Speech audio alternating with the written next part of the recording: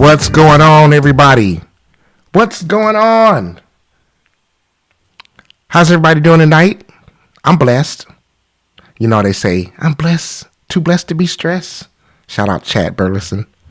Too blessed to be stressed. Yes, this is James Hollingsworth on the Working People's Podcast, where everybody desires to build generational wealth and a financial legacy for their family. And I haven't been MIA. You've seen I've been posting pretty heavily and consistently on my personal Facebook page. But as far as doing a podcast and a live show, a live stream, I ain't gonna lie. I've been in my feelings a little bit. So I've been in my feelings a little bit because I've been, just studying and watching some things. There's some economic things obviously going on that we all have all seen, right? Been feeling some kind of way about that, and been feeling some kind of way about some of my peoples and some of the things that they've been saying. So I've had a few moments where I was going to do some shows, but I knew that I was kind of in my feelings. So I just kind of bagged away. I said, no, I know myself well enough now to know that I want to continue to really, really dive deep into the kind of content and information, to help people that we're putting out there. So I said, let me just dial it back a little bit.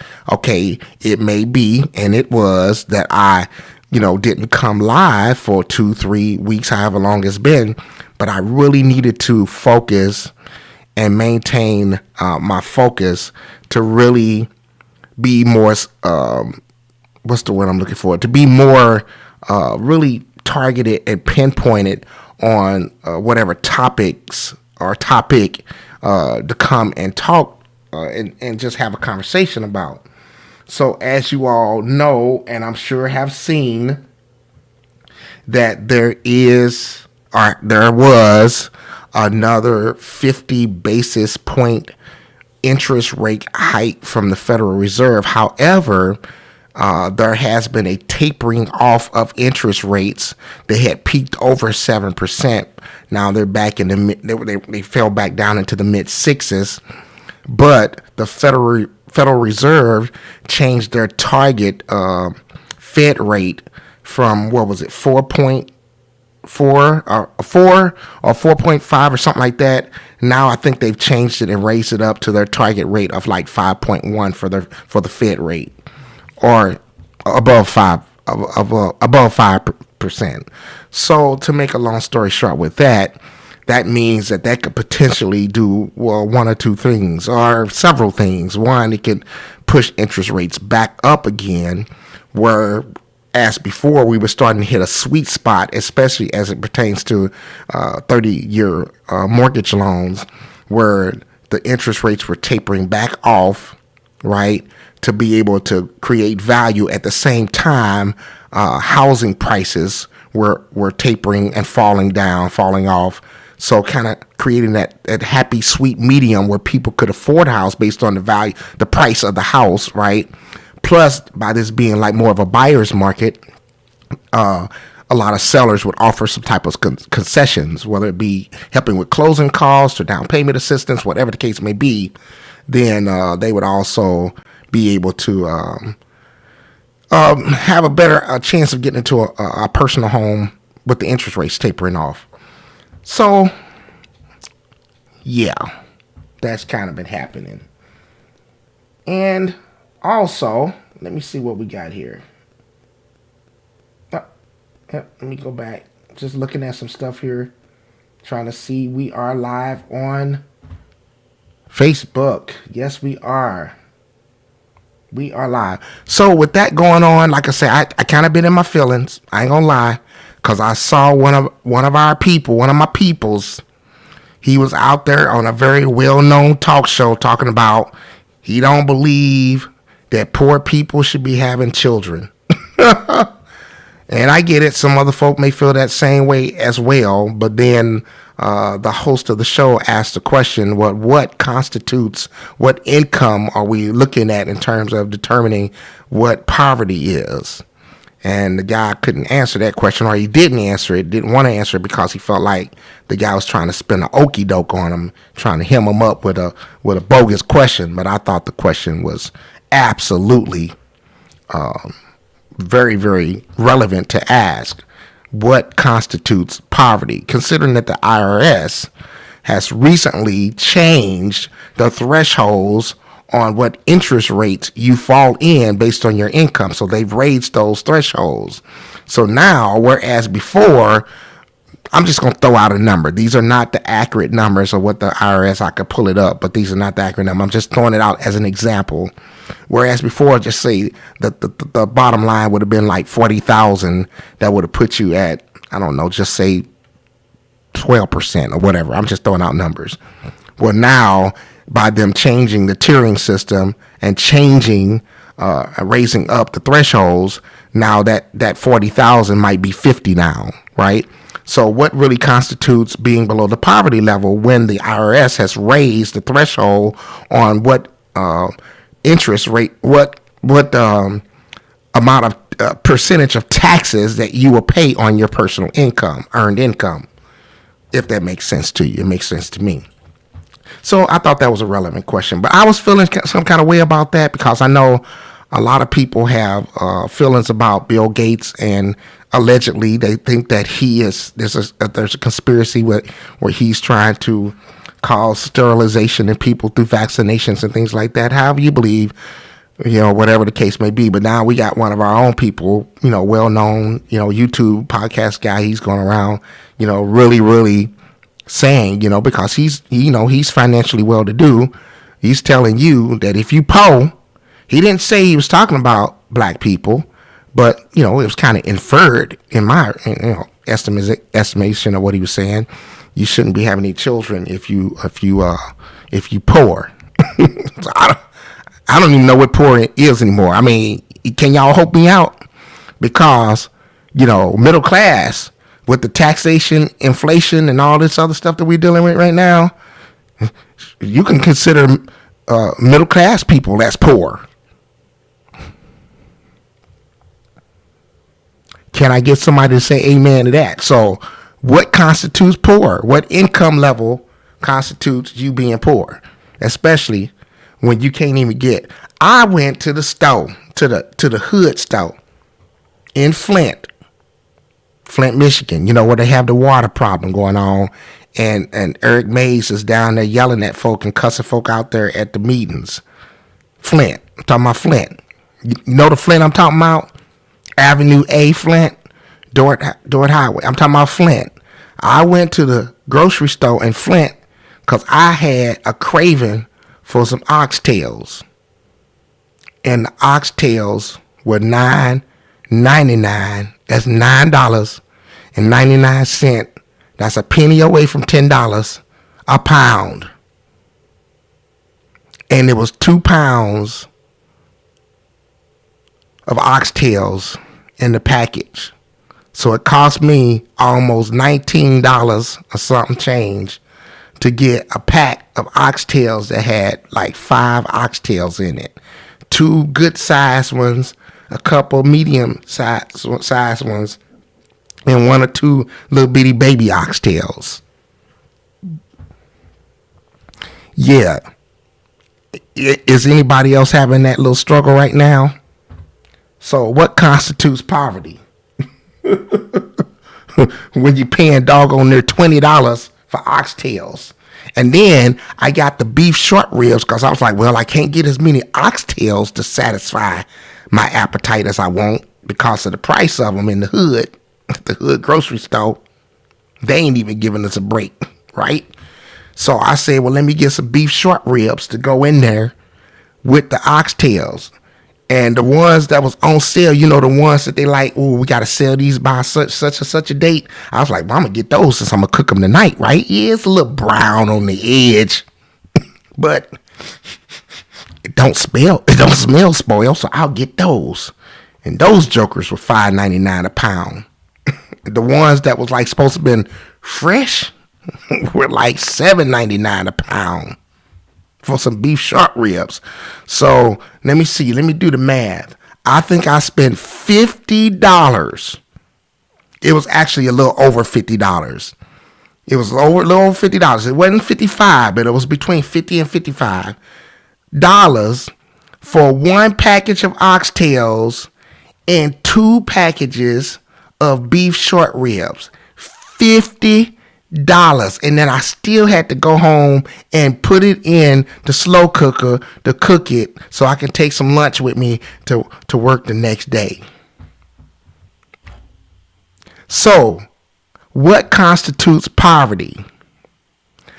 I want to have a conversation about tonight about the financial value that we can get out of perks, benefits, and relationships, because obviously with the environment that we're in right now financially, we need more than just cash money to be able to maneuver and build a financial, some financial stability in our lives, right? So obviously we need more than just cash money, because if you just relying on your cash money to do the trick, then look at, I won't even say that, but I will say this, that we have to begin to understand that it takes more than just money in order to build a proper foundation of establishing the type of financial legacy and wealth that we could pass to the next generation, to our children, grandchildren, and those that we won't even be around to see them born, the unborn generation. So we obviously need something more than that, right?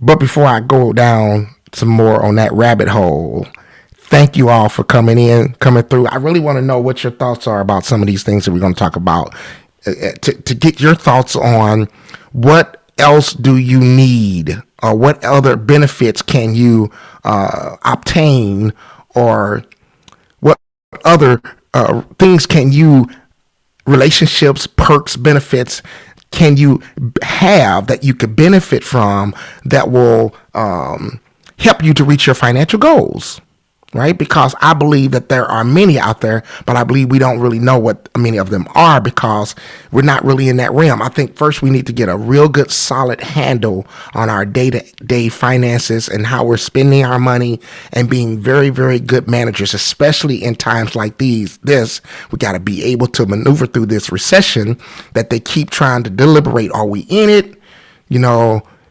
Are we still yet to go into it, and that type of thing. So, to make a long story short, I believe that right now we need to be finding other things that add value to our lives, right?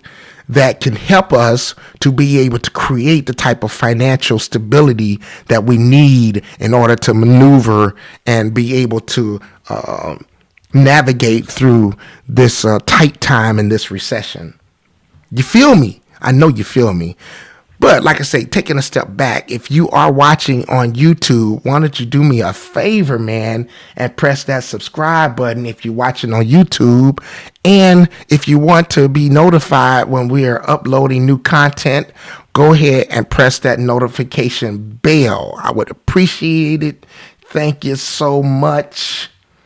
Let's see. There's a couple comments. Say it loud. Thank you. Wow. Yes, Qualisha. Yes. So, and if you're watching here on, if you watch it here on Facebook, either on my personal page or the Working People's Podcast page, if you could press that thumbs, let's get the algorithm going. Drop some comments below. Say hi to me. Say where you're watching from. My people from my hometown, St. Louis. My family and cousins, probably somewhere down there in Arkansas. Hey, what's up, my peoples? And also, if you are watching here on Facebook, share the video, because I'm going to share some things with you that I think will add some value as well to our lives and help us out and hope us. Okay? And also, we are streaming live on I checked it. We're streaming live on Second Friendship Missionary Baptist Church Facebook page, Pastor Rodney, my brother, my friend, Rodney Williams. And so shout out to the ship on their Facebook page, letting us stream live. So first thing I want to ask you before I really dive into some specifics is, can you put a dollar amount? This is a question to you. Can you put a dollar amount on your time? What is your time worth? If you're basing it solely off of what your dollar amount of your wage is from your employer, right? Or if you're basing it off of whatever resources you're getting from Social Security, disability, or whatever the case may be, if you are able to translate that down to a per hour dollar amount, if you're simply basing what the value of your time is on that, I will venture to say that you are devaluing your worth and your ability and who you are, and what you have that are resources, untapped potential, in order for you to create the type of financial stability that you would like to see and have in your life, right? So if you're just basing it off of whether you are making 11, I drove by Taco Bell the other day and they had to sign up. They was like, now hiring. That was kind of small letters, but then they put $11 and what was it, 75 cents or whatever it was. They put that in big bold letters. Look here, you could come and roll some tortilla shells and make some Mexican pizzas for $11. And I don't devalue that because, hey, I need somebody to be there when I drive through the drive-through to get my, my extra loaded, burrito with no beans and extra beef, beef burrito supreme. I need somebody to be there to take my order. I don't want people to lose their jobs to robots and automated systems, right? Do you? Do you want people to lose their jobs to AI? So the question is, what do you feel like your time, the person that you are, your worth, your value, can you put a dollar amount per hour on your time? Because I think when we start thinking like that and do that, it will start causing us to really think hard, strong, and long about the people that we connect to and give our time to. Because one thing that troubles me is when I start seeing people who have gone through hell and high water, trouble and trauma, depression and stress and all of this other stuff, and then they get in all these tight situations and life is just beat them upside the head, and then they come back later crippled, weak, bent over with a hump in their back talking about, I know my worth now. It's nothing, in my opinion, more distressing than that, because we need to be able to have health, soundness of mind, emotional intelligence, all these things, these soft skills or whatever you want to call them, communication skills. Can you put a dollar amount on your time? Because every time that you are connecting with somebody that is devaluing you, or however they think, feel, and communicate and talk about you, whether it's in your face or behind your back, if you are not valuing who you are and your time, you will ultimately give your time away. And think about it. It's like taking money out of your pocket or taking some scissors and cutting a hole in your pocket every time you're connecting with people who is wasting the valuable opportunities that you have to create the foundation that you need for your life in order for you to build a solid foundation of financial security, financial freedom, and financial liberty. Because ultimately, everybody that's not adding value to your life, you are literally spending money on something. Because think about it, we're putting a value, a dollar amount on an hour per hour basis of your time. What is your time worth? Now, for me, I know I've gone through a transformation these last couple of years. So for me, I'm gonna be real with y'all tonight. Seriously, straight up real with you tonight.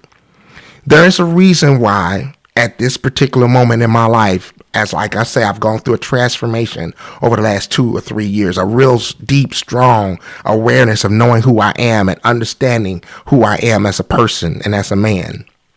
So as a man, I don't need to go around and just, I'm not just like, oh, I just gotta have, intimacy with women and I just gotta sow my oats and I just need to do this and do that. I don't need that, because you know what? Because a woman has to be worth my time. An hour of my time, you know what dollar amount I would probably put on it right now? About $5,000. Is she worth $5,000? And I guarantee you right now, a lot of folk that I run into and see, and I'm in some social groups where I'm trying to look and see, hey, is there somebody out there that maybe I could connect to and we can, begin to build a relationship and possibly enter into, a covenant relationship and commitment and all of this stuff. But I'm telling you right now, look, my time is freaking valuable, because as I'm making decisions to invest and to strategize and to plan and building for the future and the legacy that I want to leave when I'm no longer here, my time is valuable. I am trying to build something strong and solid. And so if I take out 5 hours of my time chit chatting, talking, going through all of this stuff and all this stuff that we do, dating and all of this stuff, I get it. And I'm not trying to take nothing away from that. But I'm telling you right now, I could be making some money. And somebody told me, well, it's more to life than money. Yeah, and it's more to life than running around here slapping and taking our socks off and doing all this. Half the folk that most folk having sex with, they don't even really know who they are. Folk out here having babies by people that they barely know. Ain't met their families yet. So to me, I feel like, do you really know the value of your time when you're moving and operating like that? Do you really know? You meet people, and 2-3 weeks later, you in bed having sex.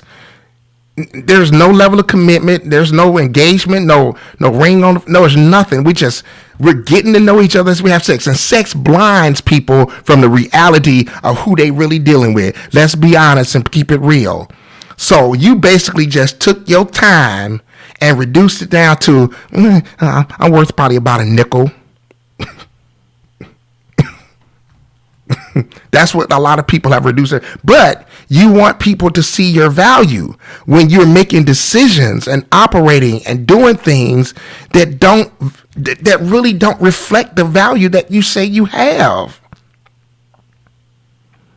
And there are other perks and benefits that create financial legacy, that can help us to create financial legacy for ourselves, that have nothing to do with money.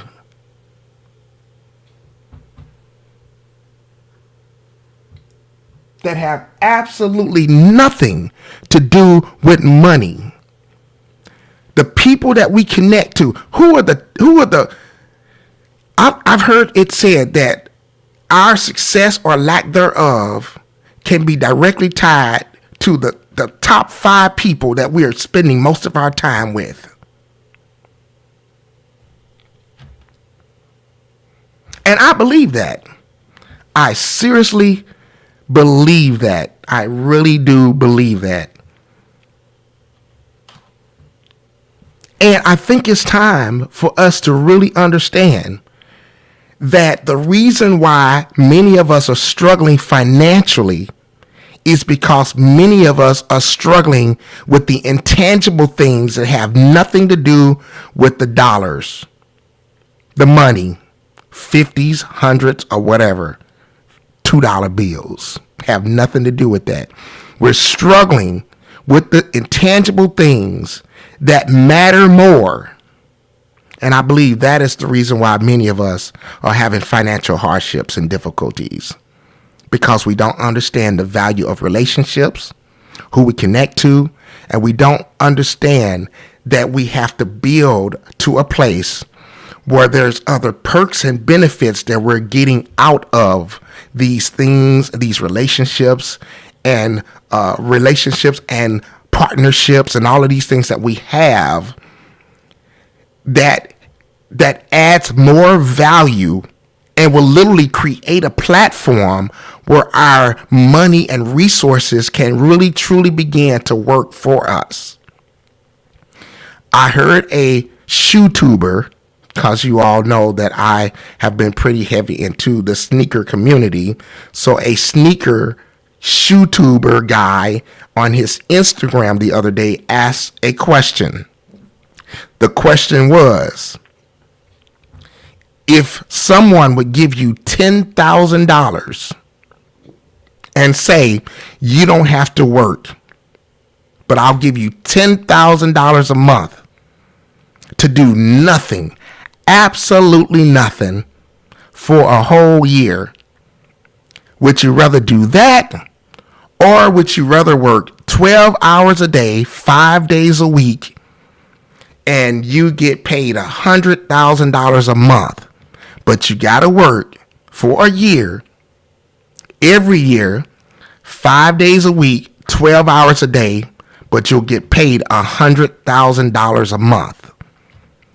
Which one would you take? $10,000 a month to do nothing, or work 5 days a week, 12 hours a day, and you get paid $100,000 a month compensation? Okay, here we go. Because everybody be like, well, everybody's opinion, everybody got their own opinion about everything. But the truth be told, some folk are just flat out lazy. And the minute that you said you don't have to do nothing and I'll pay and I'll still give you some money, most folk, they stop hearing anything that I said after that. They didn't hear nothing, because do nothing is what they heard. I ain't got to do nothing and still get paid, get some money. So actually, in the comment section, I was befuddled, if there's such a statement that can be said. I don't even know if that's in the Webster's dictionary or one that would have my name on it. But I was befuddled at how many people said, I can spend more time with family and I don't have to do nothing. They gonna pay me $10,000 a month. Ooh, I could take that $10,000. One guy said I could live off of 30% of that and then invest the other 70. And some other people in the comments will say, oh yeah, I ain't got to do, I got all my free time. I ain't got to do nothing. They gonna pay me $10,000, a month, and I ain't got to do nothing. Ooh, I could take that 10 bands. Sound all, hoodish. I could take that 10 bands, what I'm saying, and flip it.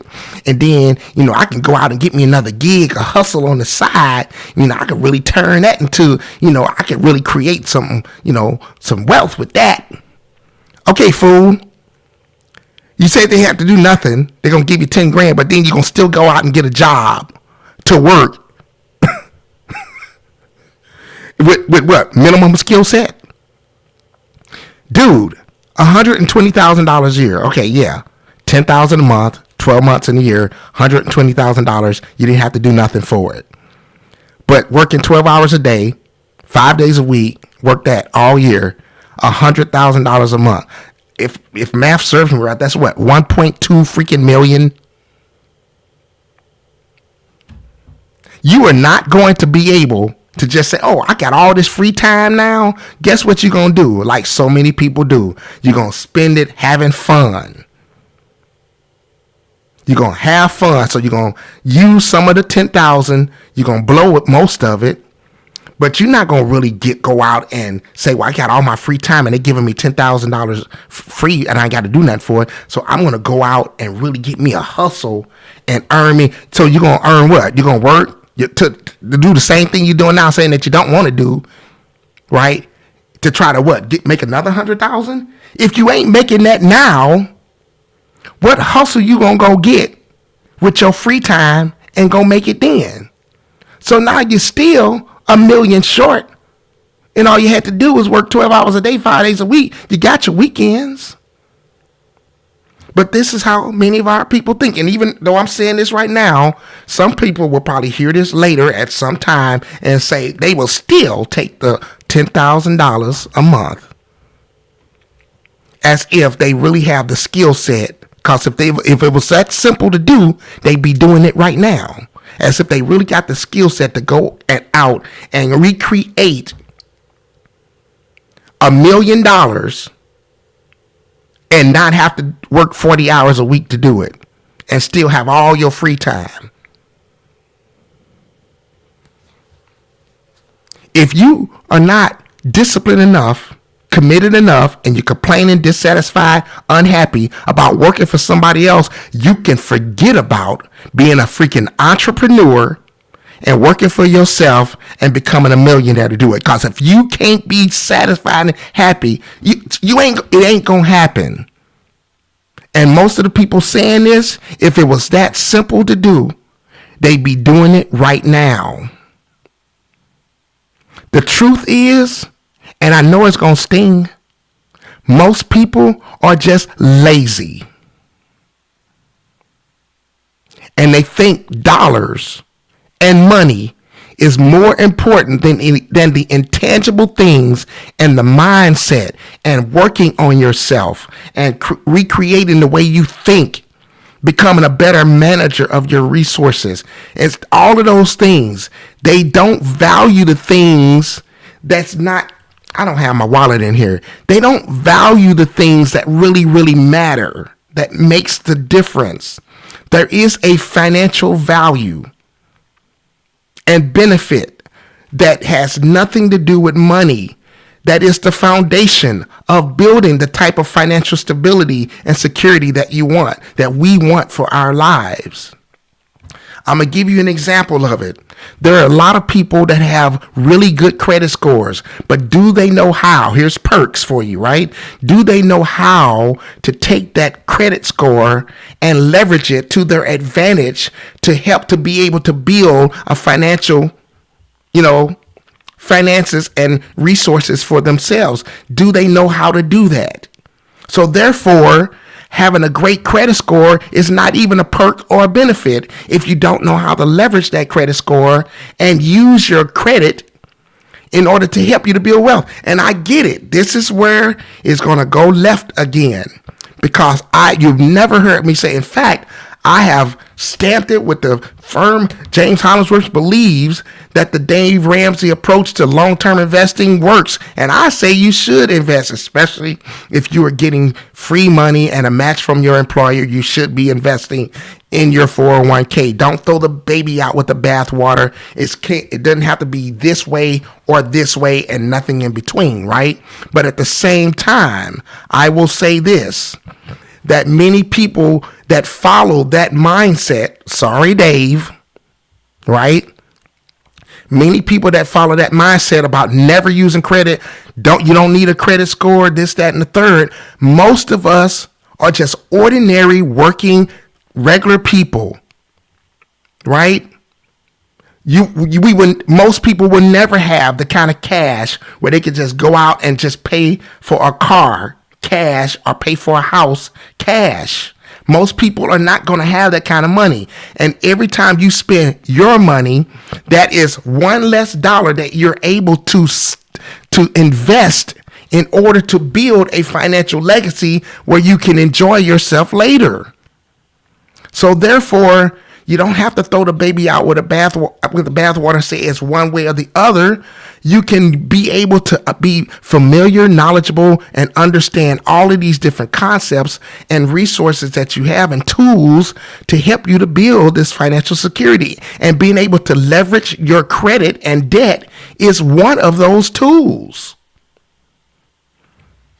So if you got no credit score at all, but you're going to try to get a loan and you got to do an underwriting type, different loan.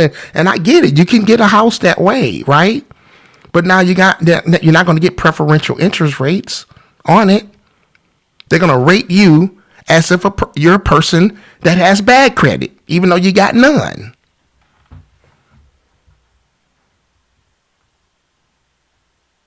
What's going on, Micah? My brother, how you doing, Micah? And that's just the reality. So why wouldn't you want to have as many tools in your toolbox as possible to help you to build this house that you want to build? But if you decide, hammers are of the devil. Hammers, no, the person who created hammers was a satanic ritual worshiper. They wasn't saved. Hammers are of the devil. I would never use a hammer because hammers causes people to have problems. Hammers causes wrist problems, carpal tunnel problems. I had to have surgery in my wrist because I was using hammers. I'm trying to tell y'all, don't ever use a hammer. I don't know how you're going to get the nails. I don't know how you're going to get the nails in the wood to build this house, but all the folks that say don't use a hammer. It's the same thing to me when people start saying, don't ever use debt. Debt is the devil. Debt, don't you credit. You don't need credit. All you need is a debit card. A debit card. A debit card. Debit card, driver's license, and what's the other thing he said? Keep it in his wallet. Oh, and his carry permit. So that's the only plastic. A debit card, driver's license, and the carry permit. And I get it. And just because someone is successful, but think about it. If you truly are going to have the kind of wealth that you want to pass to the next generation, how many people do have that skill set and that ability and that to just build something this massive and financially successful? That's not everybody. That's not the average, normal, everyday person. You've seen on this podcast where I've done before, where I've shown you what the average incomes are of certain ethnic groups and, you know what I'm saying, and male, female, and all the above. The average person is never going to bring home $500,000 a year. To have that kind of cash where you can just be debt free and never have any debt. The average person just can't operate like that. So we have to show people how to be disciplined and give them the tools and the knowledge and the understanding of how to properly leverage their credit and debt so that they can still, right? They can leverage their cash flow. They can still drive a decent vehicle that's not going to be breaking down, taking their money cash. At the same time, the value of the dollar over time, every day you wake up, erodes in value because of inflation. Hello.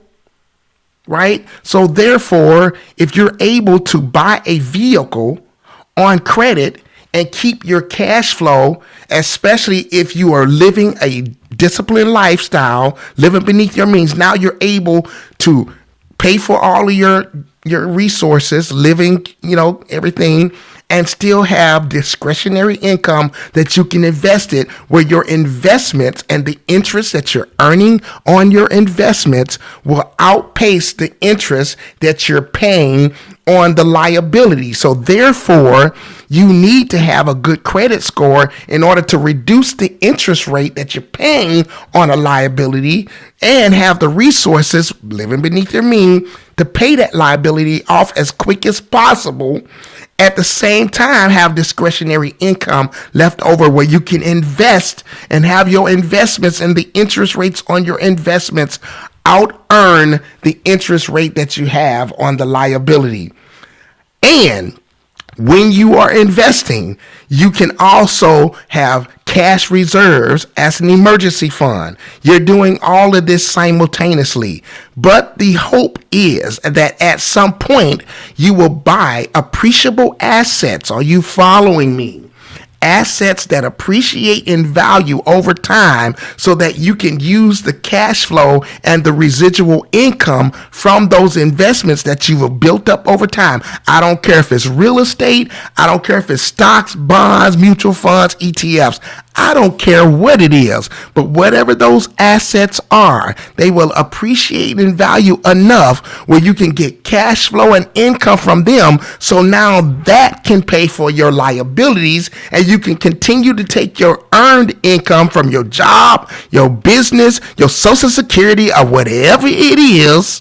You can continue to use that to leverage your cash flow where you're not using that to continue to pay for liabilities that depreciate in value. If you need me to say that all over again, rewind this when we're all done and replay it over and over again, even as you sleep, because that is in its basic essential form what it takes to build financial stability.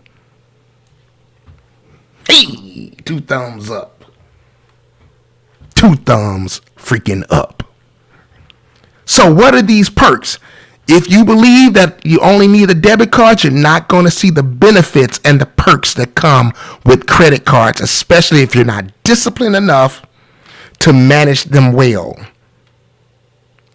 Because there are perks to credit cards if you know how to use them. And you should be using your credit card just like you use your debit card. And as soon, either you can wait till your bill comes due and pay it then, or you can, soonest the payment post to your account, you can go ahead, especially if you have your checking account linked in the app, pay it off immediately. That way it continues to improve your credit score, and you're using your credit card as a debit card, and you're getting all the benefits and perks that come with that relationship with the bank, credit union, or the financial institution that is giving you the credit card. Now you get all the other perks and benefits that come with it. And it's based on what type of credit card. Are you cashback team, or are you on the rewards team for travel? Whatever the case may be, but there are certain perks and benefits. I'll give you an example. The credit card that you might have heard of or known about, called the Amex Platinum Card. That card in particular, if you have the Amex Platinum Card, it allows you access to lounges when you're in the airport. I'm just giving this as an example, right? Just as an example, because there are other perks and benefits, and I'm just using this. There are lots of credit cards, or I'm just using this as an example. But just for example, you're traveling. You got an 8-hour layover in the airport. Would you like to be sitting there trying to find a charger for your phone and run out of battery charge, and now you got to sit in one of those very uncomfortable seats when you can get lounge access, right? And you can get free food, and then when you got to go and pay for your luggage because you got this big old suitcase and you can't take it on the plane with you, and the airline charge you $30 to check your bag going and $30 coming back, and then you got to get an Uber. Well, the credits and perks on this card pays for all of that for you, right? Gives you a $200 credit back toward incidental charges. So that $60 that you paid for your bags that you had to check to get your bag on the plane, your credit card reimbursed you for that. Your Ubers that you had to catch from the airport to get to your hotel, guess what? Because they give you Uber credits or whatever, they reimbursed you for that and gave you credit for that. And now the money where you would have been out of your pocket for an extra $200 or potentially more, because you have the perks and benefits on this credit card that you don't get with a debit card, it just actually saved you $200-$300, whereas before you would have had to pay cash for it. That's just one example when I'm talking about perks. Let's talk about relationships. I can personally attest to this, and I'll give you an example and use my own personal anecdotal experience. I hired 6 years ago, going on 7 years now, a financial advisory firm. And guess what? I no longer have to do.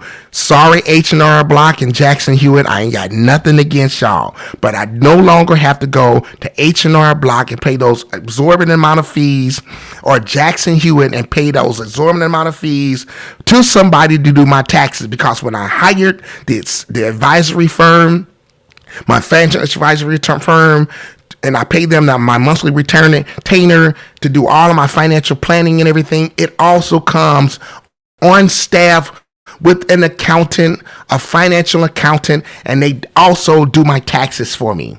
And we have tax preparation meetings a couple times a year. It comes as a perk. And then guess what else happened? Because I'm a client with the financial advisory team, there's perks, benefits in this relationship.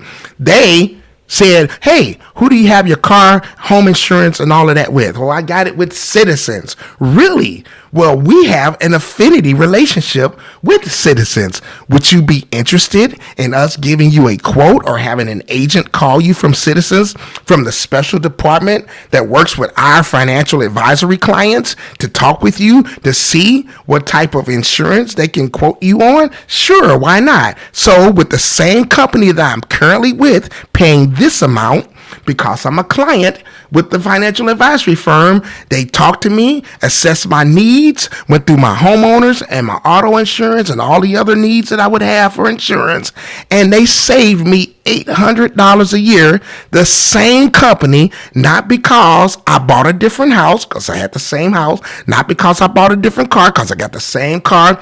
Nothing has changed. My name on my driver's license and birth certificate still says James Keith Hollingsworth. Nothing has changed. The only thing that changed was the fact that I was a client and had a relationship with the financial advisory firm, and they saved me immediately because of that relationship $800 a year. And recently did a review on my policies and said, oh, we just saved you another $300 a year on your house. All because of the relationship. So there is value.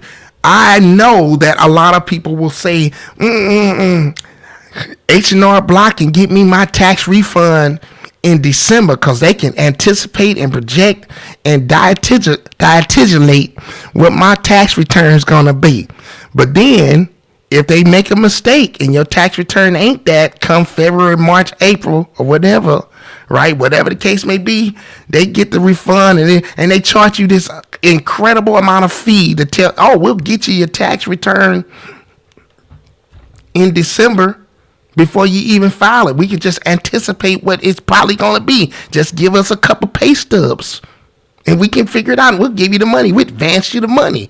But how much you paying for that? You know, payday loans. Payday loans. Good Lord Jesus. These are not the type of relationships I'm talking about. I'm talking about a lot of times we think too poor minded, right? So rather than saying, well, let me pay a professional accountant, let me pay a professional advisor, a financial advisor, let me pay somebody, let me really consider what my network looks like. Right? Because in my networks is perks. It helps me to maximize my credit and borrowing potential. It helps me to maximize, being able to create enough discretionary income out of my wages and earnings, and helps me to understand where I need to place this money to get the maximum return from my investments, rather than me out there by myself saying, you know what? Crypto is booming. Ooh, crypto is booming. Ooh, crypto booming, y'all. Crypto booming. You know who I know crypto booming? Cause the janitor up at the school, he invested in crypto. Crypto booming, y'all. Look at all that grain. Look at the money. Ooh, crypto booming. Crypto. So you'd rather listen to, y'all forgive me. I know I'm being a little rough and tough and a little hard, but y'all hear what I'm saying, right? We trying to get the maximum outcome with the least amount of input. We don't want to pay nobody. We don't want to, you know what I'm saying? And this is how we making our financial decisions. That's how we make our financial decisions, right? And then we complaining about our job, the one that's paying your rent or your mortgage, that got you driving in the car that you're driving, got you going out to the movies and eating a little steak dinner every now and then, but you're complaining about it. Okay, Christian, go to church, thanking Jesus, but you're complaining about your job. Okay, how about you get your pink slip during this recession? How would you feel about that?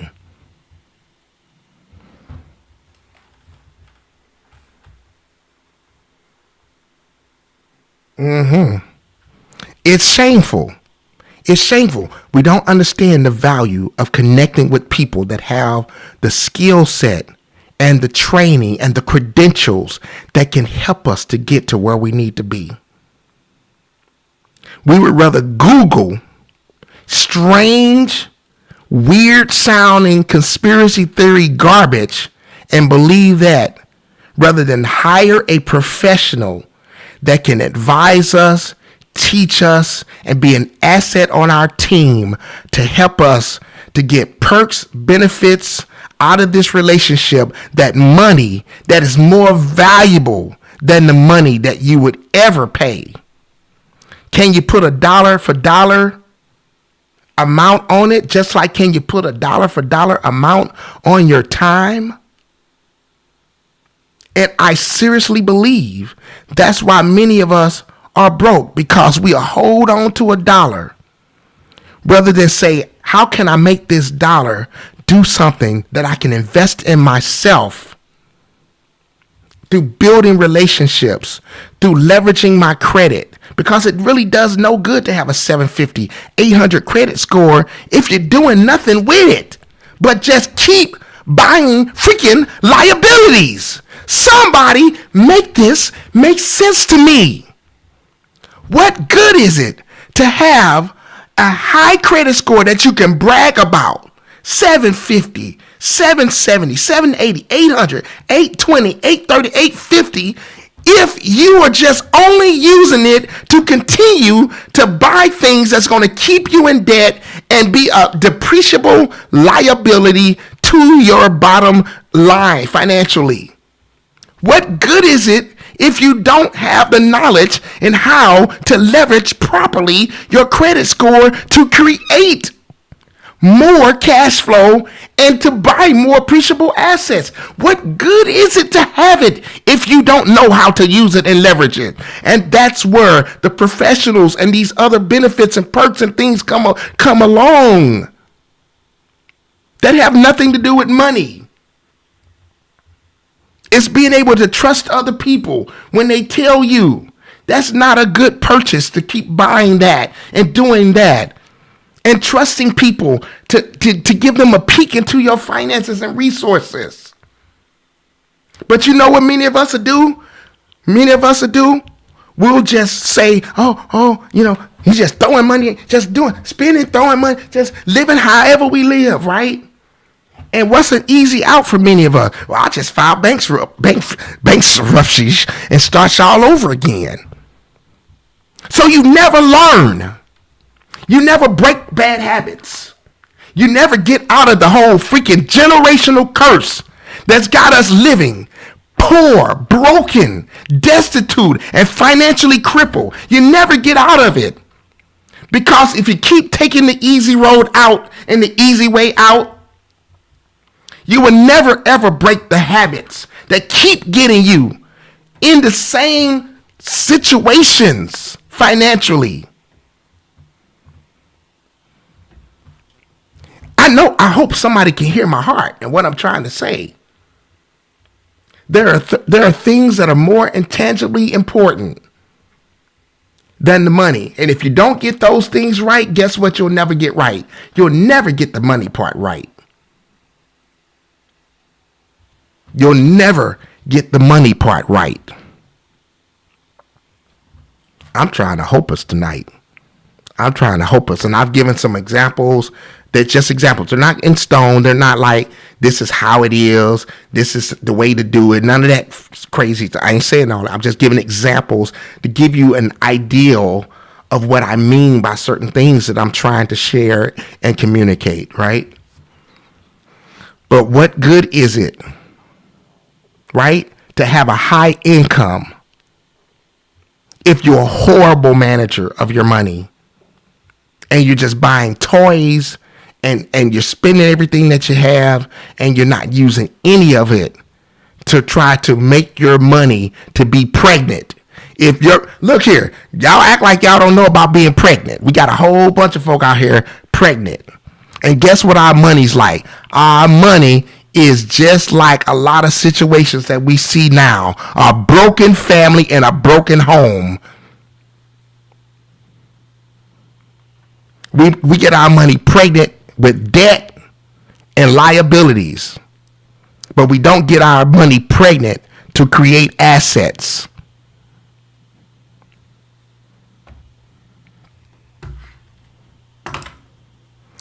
That was the mic. I don't want to really drop my mic, so I'm using my pen. Drop the mic moment. You know what I'm saying? There's other perks and benefits and financial, there is a lot of financial benefits that are available to us, but we'll never see them until we get to the place where we're really a good manager of our money and we start connecting with people that have the knowledge and skill set to help us, to really help us, and listen to them.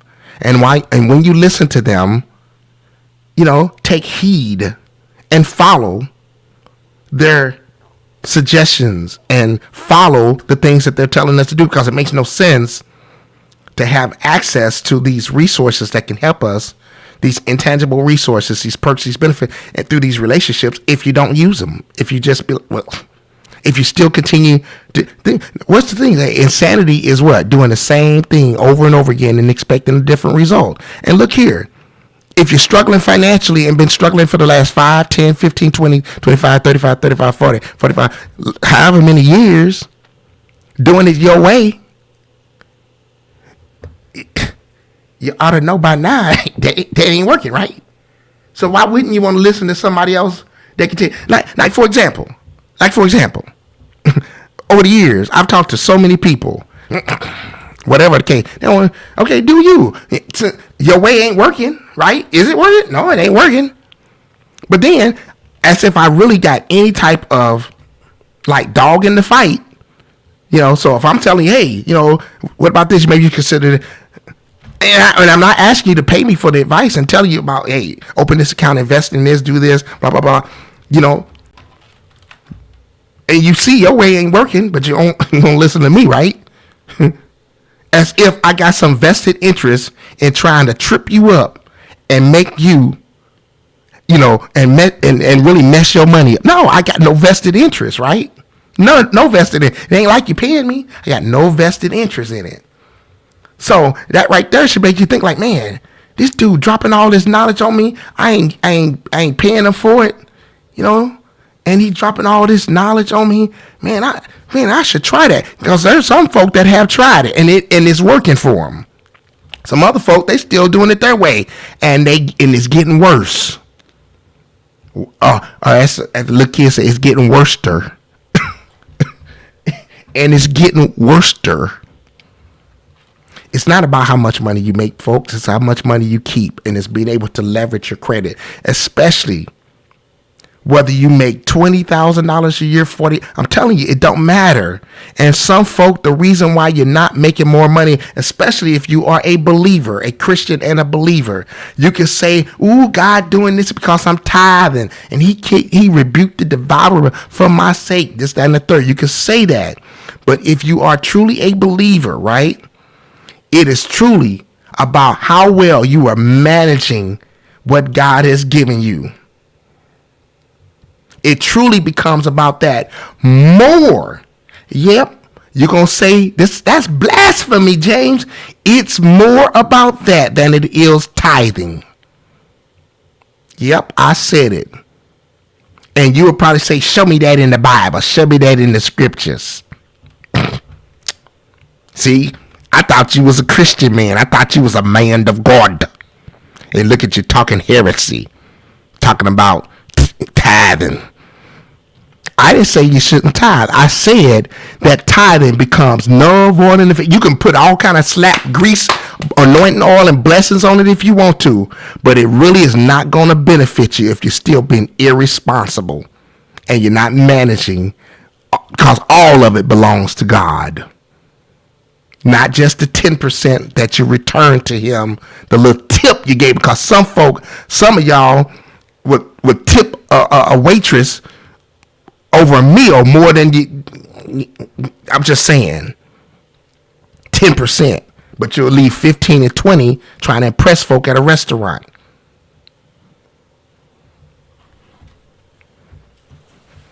Oops. Thank God I'm not out in the public where people could throw some stones at me. So it really comes down to how well you manage what you have. Why does my phone go off? It really comes down to that. Oh, Facebook is updating. How well you manage it. Can you see? Look around you. Look in your own personal life. Can you see? Can you look and determine the relationships and the people that you're connected to right now? Are they adding value to your life? Or are they cheapening, lessening, and degrading? Right? Put a dollar amount on your time. Put a dollar amount on your time. And look around you with the relationships and things. Are you maximizing everything that you have accessible and available to you to give you the tools that you need to build a solid financial platform for yourself that you can build on? Are you maximizing your credit score? Are you just bragging about it to your friends so you can compare, that your credit score is higher than your cousin or your sister or your brother? Is that all that you have? Just some flex value with it? Or are you learning how to use it to benefit you? There's other things I could say, but I don't want to get into all of that because it would create another level of conversation that I would have to have in terms of being able to, maximize, if you own a home, some of the things that you can do to get benefit out of that. Because a lot of people believe that the home that you live in is a liability. And of course it is.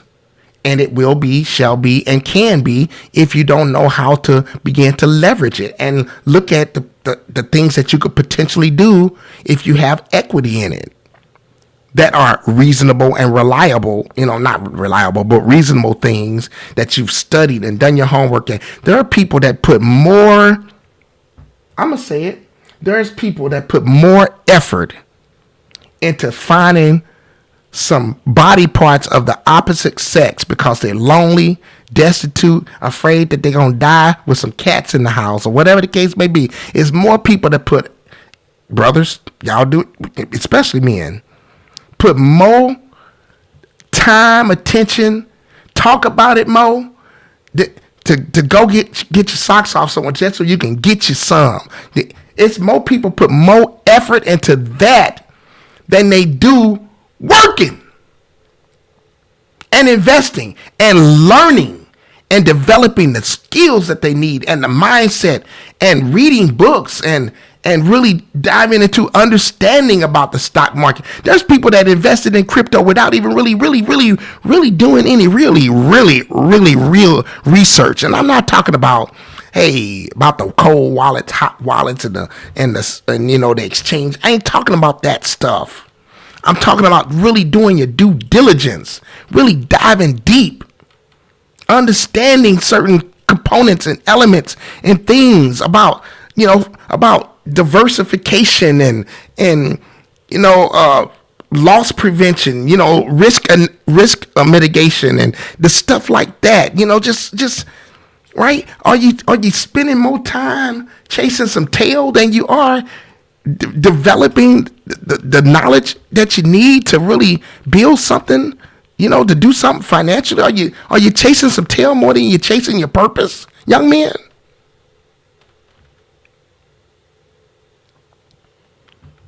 So all I'm saying, there's so many intangible things and skills and tools that we need to develop that has nothing to do, and we'll get perks and benefits out of it when we do, and when we reevaluate the relationships that we have and be willing to go to the professionals and pay them and stop being so cheap. You will spend $500 on a lace front and won't put no money, be skeptical about putting some money in hiring a professional or getting a mutual fund or opening up an online trading account, do it yourself trading, or doing, but we'll spend $250 on a pair of sneakers.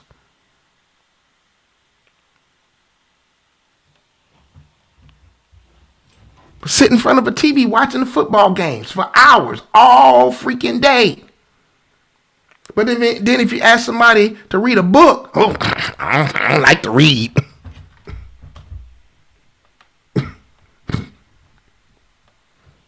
I don't like to read. I'm going to wrap this up. I just want you to know there are a lot of perks, benefits, financial value that you can get out of those things and relationships, but you'll never see them as long as you don't get a grip and handle on how you're managing your resources. You will continually be blind to it. You won't even see how to leverage and maximize all the tools and resources that you have right in front of you. You won't even see them. You'll be blind. You'll be oblivious to it. And if somebody try to tell you about it, you'll be completely, you won't even understand. It's literally like I'm speaking English and or you speaking English and I'm speaking Chinese or Spanish or French or, Polynesian or something. We won't even be talking on the same language. And I think it's about time for many of us to do the one thing that seems like it has become like kryptonite in America. And that's take accountability and do some self-reflection. Because we real good at saying it's everybody else's fault. The reason why I'm struggling. And I believe that there is a time when you go from this level, you read your Bible, it talks about faith to faith, glory to glory and all that stuff. But can you see it relative to this? When you get real solid and you really get your skills, you become a really good manager of what you have. I mean, you really know how to manage what you have well.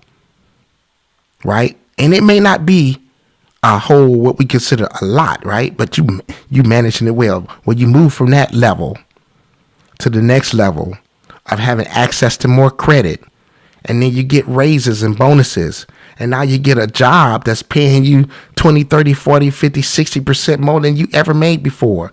But you were so good at managing down here that when he took you from faith to faith, glory to glory to the next level, you just doing the same skills here that you were doing here.